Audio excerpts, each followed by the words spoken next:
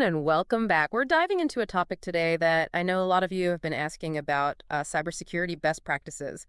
It can feel kind of overwhelming, right? All the do's and don'ts of staying safe online. It really can. But the good news is you don't have to be a tech expert to protect yourself. Yeah, a lot of it comes down to understanding the basics and forming good habits, like anything else. Exactly. It's about making smart choices online just like you would in any other part of your life. And one of the most common things that trips people up, Hmm. What? passwords. Oh, yeah, for sure. We all have so many these days, and it's easy to fall into bad habits. It really is. Like using the same password for multiple accounts or picking ones that are easy to remember but also easy to guess. Right, and that's where the whole strong and unique password advice comes in. So break it down for us. What makes a password truly strong? Well, it's not just about length, although longer is generally better. The key is unpredictability. A random mix of upper and lowercase letters, numbers, and symbols is much harder to crack than something like password 123 or your pet's name. Which I'm sure a lot of people are guilty of using. Let's be honest, we've all been there. But there are tools to help us, thankfully. Like password manager. Very exactly. Okay, so for those who aren't familiar, what exactly is a password manager and how does it work? Think of it as a digital vault for all your passwords. It not only stores them securely, but can also generate super strong, unique passwords for each of your accounts. So it takes the pressure off of us to come up with those crazy combinations. It does. And it also means you only have to remember one master password to unlock the vault. That sounds much more manageable than trying to remember dozens of different passwords. Much. But I do know what you're going to ask next. Oh, and what's that? What about those headlines where even password managers get hacked? Are they really safe? You read my mind. Because it does make you wonder if it's all worth it. It's a valid concern. And it's important to choose a reputable password manager that prioritizes security. Look for features like zero-knowledge encryption. Okay, hold on. Zero-knowledge encryption. What is that in plain English? It means that even the company providing the service can't access your data. Your passwords are encrypted in a way that only you with your master password can decrypt them. So even if the company's servers were breached, your passwords would still be protected. Exactly. It's like having your own personal Fort Knox for your passwords. Ah, I like that analogy. And speaking of adding extra layers of protection, let's talk about two-factor authentication, or 2FA, as it's often called. Oh, 2FA is a game changer for sure. Can you break it down for us? How does it work and why is it so important? So imagine your password as the key to your front door. 2FA is like adding a deadbolt. Even if someone gets a hold of your key, they still can't get in without that second layer of security, Which could be. like a fingerprint scan or a code sent to your phone. It basically just adds another step to verify your identity. So even if someone manages to steal your password, they still can't access your account without that second factor. Right, and that makes it much, much harder for hackers to get in. It's like double locking our digital lives. That's a great way to put it. Okay, now let's talk about something I think we're all guilty of sometimes. Those annoying update notifications. Oh, those. I mean, why can't we just hit remind me later and go about our day? I know they can be tempting to ignore, but those updates are actually super important for our online safety. Right. Why? Because they're often fixing security vulnerabilities. Exactly. Outdated software is like a house with cracks in the foundation. Updates are like patching those cracks, making it much harder for cybercriminals to exploit them. So those updates aren't just about new features or a fresh coat of paint. They're actually patching security holes. Exactly. They're plugging up those vulnerabilities that hackers could potentially use to get into your system. So it's kind of like reinforcing your defenses. Yes. Think of it like, making sure your doors and windows are locked. Okay, so we've got our strong passwords, two-factor authentication, and we're keeping our software up to date. What else should we be thinking about? Well, we can't forget about those oh-so-common phishing scams. Phishing scams, we've all seen those emails, right? Like the ones that say you've won the lottery or your bank account needs urgent attention. Yep. Those are classic examples. They prey on our emotions, using urgency or the promise of something great to trick us into giving up sensitive information. So how do we spot these scams and avoid taking the bait? The key is to stay calm and look for red flags. Give us some specifics. What kind of red flags should we be looking out for? Well, first, pay close attention to the sender's email address. Does it really match the company they claim to represent? Look for misspellings, extra characters, or a domain name that just seems off. Right, because legitimate companies usually have professional-looking email addresses. Exactly. And another thing, always hover your mouse over any links before clicking, because the URL might not match the text you see. It could lead to a completely different website, one that's designed to steal your information. So it's like a disguise. Yes, Yeah, exactly. It's a way to trick you into thinking you're going to a safe site when you're actually not. that's sneaky. So what's the best course of action if you get an email and you're not sure if it's legitimate or not? When in doubt, contact the company directly using their official website or phone number. Don't click any links in a suspicious email just to be safe. And if it feels off? It probably is. Trust your gut. Better safe than sorry, right? Absolutely. Okay, so we've talked about passwords, updates, and phishing scams. What about public Wi-Fi? Ah, public Wi-Fi. So convenient, but also potentially risky, Because because unsecured networks can be like sending a postcard. Anyone can read it if they know how. so hackers could potentially intercept our data, including passwords and credit card information. Right, and you might not even realize it's happening. That's why it's so important to be cautious when using public Wi-Fi. What can we do to protect ourselves? You mentioned VPNs earlier. Can you explain what those are and how they work? Sure, a VPN, or virtual private network, creates a secure, encrypted tunnel for your internet traffic. Think of it like a private, shielded pathway through the public Wi-Fi network. So instead of sending your data out in the open where anyone can see it, it's like you're sending it through a secret tunnel. That's a great way to put it. And that makes it much harder for anyone to snoop on your online activity, even if you're using a public hotspot. So it's like having a bodyguard for your data. Exactly.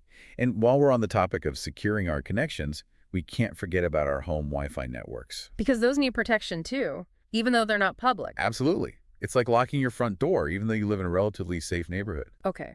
So what are the key things we should be doing to secure our home Wi-Fi? First, make sure you're using a strong, unique password for your router, not the default one that it came with. Because those default passwords are often easy to guess. Yes, and hackers know that. So change it to something strong and unique. Got it. What else? And enable WPA3 encryption if your router supports it. It's the strongest security standard available right now. WTA3 encryption. Okay, I'm taking notes. Now, let's move on to a topic that's both personal and potentially risky. Social media. Ah, social media, a double-edged sword. How much is too much to share online? That's the question, isn't it? It's great for connecting with people, but it's also a goldmine for cybercriminals. Because they can use the information we share to target us. Exactly.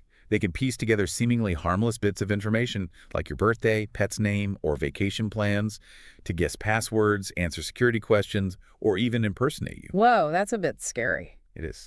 And it's why it's so important to be mindful about what we share online. So can you give us some real-world examples of how this can play out? Like, how can seemingly harmless information be used against us? Sure. I remember one case where someone posted about their upcoming trip, including the dates they'd be away. Guess what happened? Their home was burglarized while they were gone. The criminals had used that information to target their house. Wow. Okay, so what can we do to stay safe on social media? I mean, we all use it. The key is to be aware of the risks and take steps to protect ourselves. Such as? Well, first, review your privacy settings To make sure. to make sure your accounts are private and you're only sharing information with people you trust. Okay, so be mindful of who can see our posts. What else? Be wary of friend requests from strangers, and think twice before sharing personal details like your full address, phone number, or travel plans. Because that information can be used against us. It can. So it's better to err on the side of caution. Okay, good advice. Now let's talk about backups. This is something I think everyone should be doing, but a lot of people don't. Oh, backups are so important. Because you never know when disaster might strike. Exactly. What if your computer crashes? Or you get hit with ransomware? Or you accidentally delete something important? All your precious files, photos, documents gone. That's where backups come in. They're like your digital safety net. So they're essential for peace of mind. But what are the best ways to back up our data? Well, cloud storage is a popular option because it's convenient and accessible from anywhere. Like services such as. Google Drive, Dropbox, iCloud, those kinds of things. But it's always a good idea to have a second backup as well, right? Right, like an external hard drive that you store in a safe place.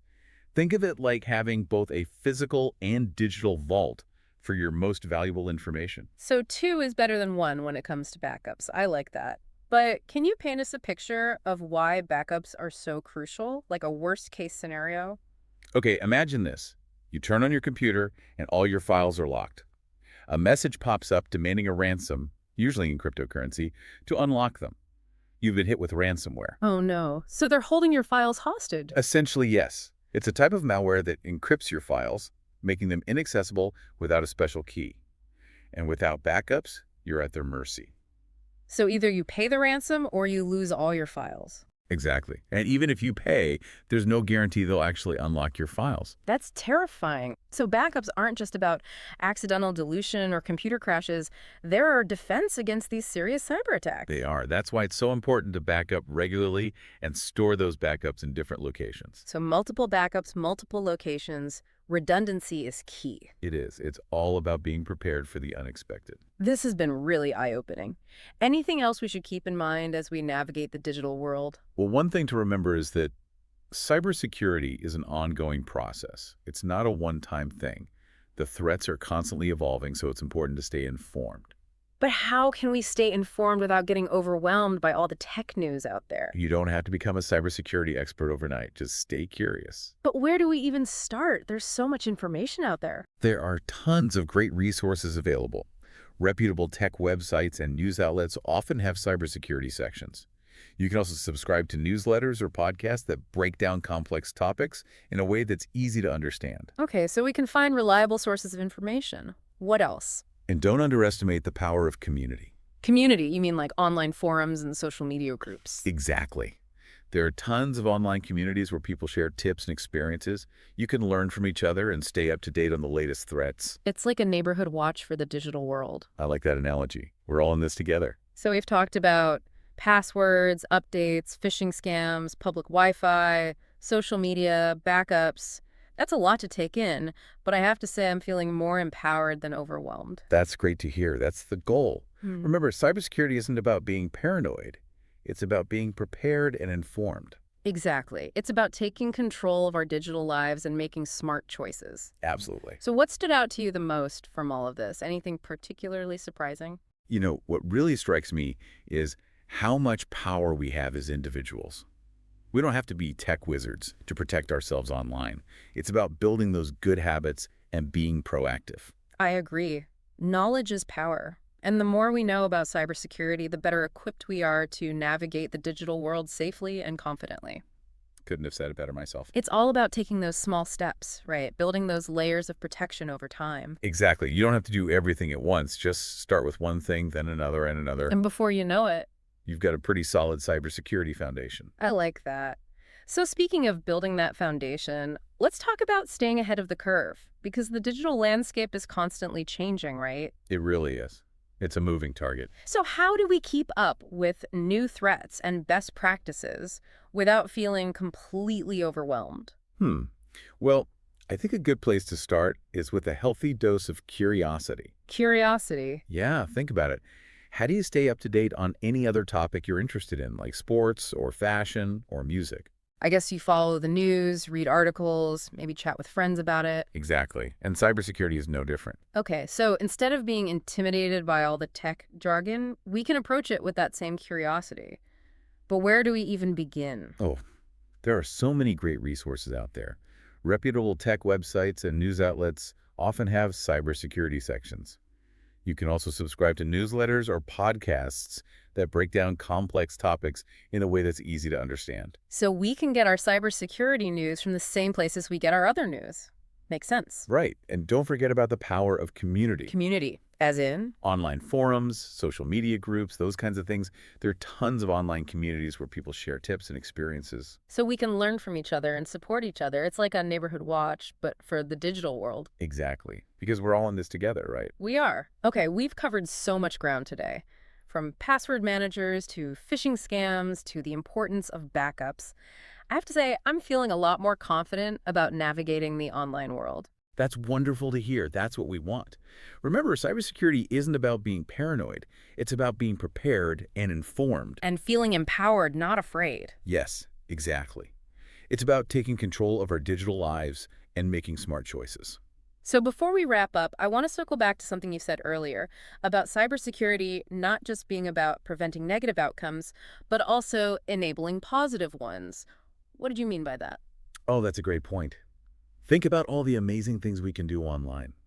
We can connect with loved ones across the globe, build businesses, learn new skills, explore creative The passions. possibilities are endless. They really are. Nice. And cybersecurity provides that foundation of safety and trust that allows us to pursue those goals with confidence. So it's not just about protecting ourselves, it's about unlocking possibilities. Absolutely. It's like, Yeah. okay, we've built a strong, secure house. Now we can invite people over, throw parties, and make it our own. I love that analogy. So it's about building a brighter future online and offline, one secure connection at a time. Beautifully said. Now, as we wrap up this deep dive into cybersecurity best practices, I want to leave our listeners with a question.